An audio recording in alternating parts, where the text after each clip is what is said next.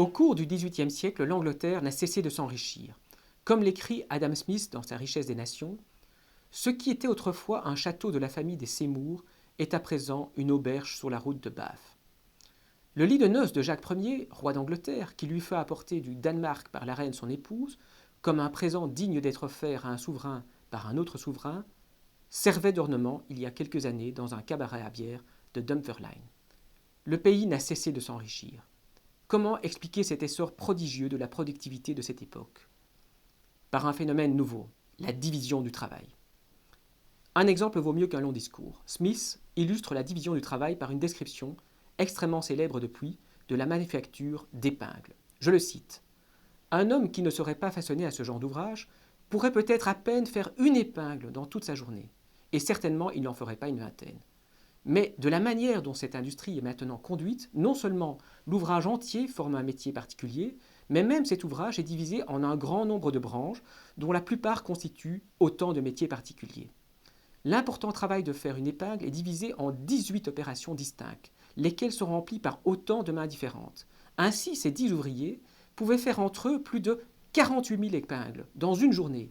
Donc, chaque ouvrier faisant une dixième partie de ce produit peut être considéré comme faisant dans sa journée 4 800 épingles.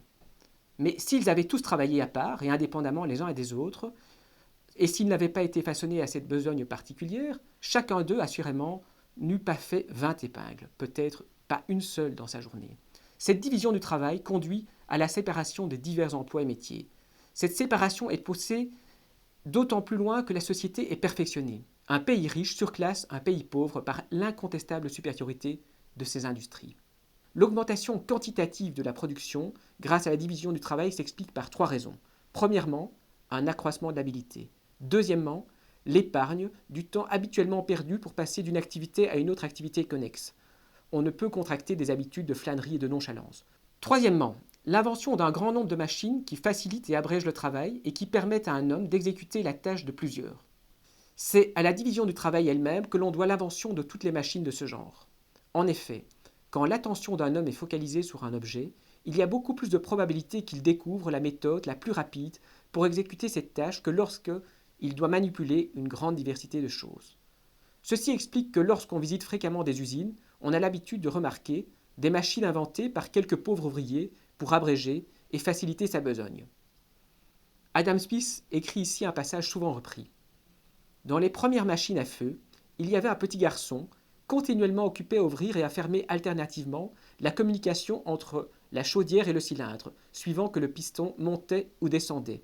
L'un de ces petits garçons, qui avait envie de jouer avec ses camarades, observa qu'en mettant un cordon au manche de la soupape qui ouvrait cette communication et en attachant ce cordon à une autre partie de la machine, cette soupape s'ouvrirait et se fermerait sans lui, et qu'il aurait la liberté de jouer tout à son aise. Ainsi, une des découvertes qui a le plus contribué à perfectionner ces sortes de machines, depuis leur invention, est due à un enfant qui ne cherchait qu'à s'épargner de la peine. Cette multiplication dans les divers produits résultant de la division du travail génère une opulence générale qui se répand jusque dans les dernières classes du peuple. Le mobilier de l'habitation d'un modeste ouvrier qui travaille à la journée existe grâce à la collaboration de milliers de personnes travaillant dans l'industrie et dont le nombre est au-delà de tout calcul possible. Si Adam Smith avait décrit la fabrication d'un téléphone portable, il n'aurait pas parlé de la collaboration de milliers, mais de millions de personnes réparties aux 4 coins de la planète. La mondialisation était en marche dès cette époque. D'ailleurs, ce qu'il dit ensuite confirme cette intuition. Pourquoi cette division du travail? Cette division n'est pas le fruit de la sagesse humaine. Elle n'a été ni planifiée ni conçue. Elle s'est développée graduellement, en raison d'une propension de l'homme à faire des trocs et des échanges d'une chose pour une autre.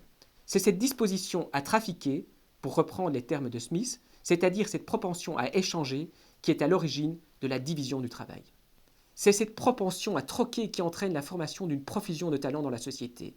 Mais Adam Smith souligne aussi la dimension répétitive et abrutissante de la division du travail.